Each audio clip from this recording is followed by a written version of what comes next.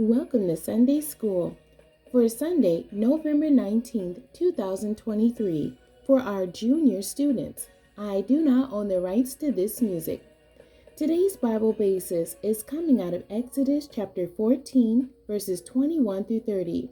The title of today's story, A Way Out of No Way. Mina looked deep into the eyes of the girl in the photo and felt a connection she had never felt before. Although she had probably looked at Kamanga's picture dozens of times, she had never noticed her eyes. Was Kamanga sad, frightened, worried, feeling trapped, like there was nowhere to turn? Mina herself had experienced all of these feelings since her father had been laid off from work a year ago. Kamanga was the 10-year-old girl living in Malawi, Africa, whom Mina's family had been sponsoring for the last 3 years. Mina had selected Kamanga because they were the same age. She felt good that her family helped to provide food, clothing, and school supplies, so Kamanga could have the freedom of a better life. Never in a million years did Mina think she would be in need of these very things herself. Now she was the one feeling frightened, worried, and trapped. I don't know what else to do. Mina overheard her father saying to her mother as she passed by the kitchen, "The mortgage is due. The girls need school supplies, and you are stretching the food as best as you can. If I don't find work soon, God will provide what we need," Mina's mother said gently. "We just need to keep praying and listening. When the time is right, He will show us the path we need to take next. I'm sure of it." Mina looked at Kamanga's picture again. This time she noticed a shy smile. It was a small one, but it was there. It was true that Kamanga probably felt all of those negative emotions at times. Mina thought, but God had provided for her, and although things felt scary now, Mina was certain that God would make a way for her family too. Can you think of a time when you, your family, or a friend was in a situation that seemed hopeless or impossible? What happened? Today's lesson picks up at a very exciting part of the story. After God's people spent 400 years in slavery in Egypt, Pharaoh agreed to give them freedom to go to their own land and worship God. But later, Pharaoh changed his mind. He chased them and caught up with them near the shores of the Red Sea. Our story opens with the children of Israel trapped. Pharaoh's army is behind them, and the Red Sea is in front of them. There appears to be no way out.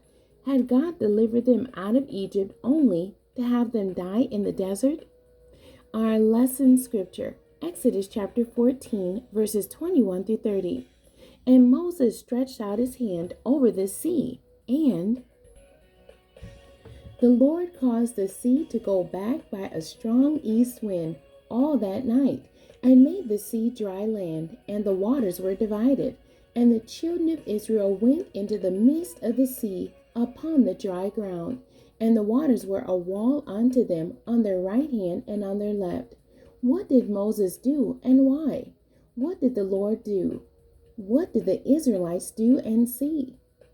And the Egyptians pursued and went in after them to the midst of the sea, even all Pharaoh's horses, his chariots, and his horsemen.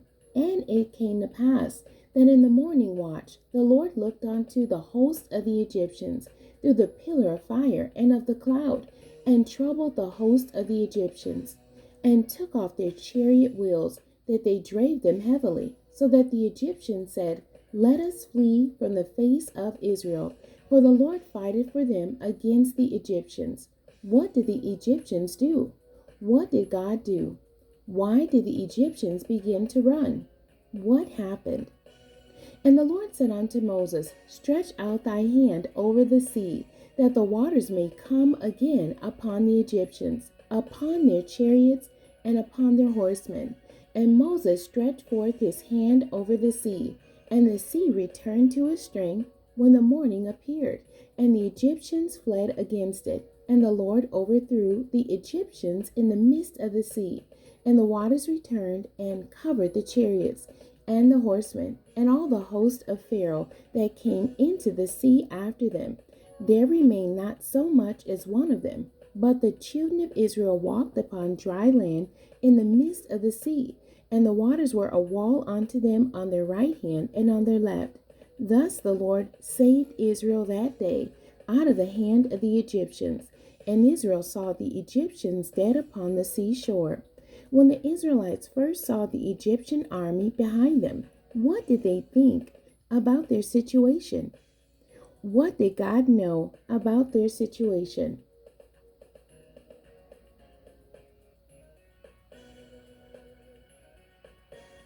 In this text, God is the hero of the story, and Moses is his obedient servant.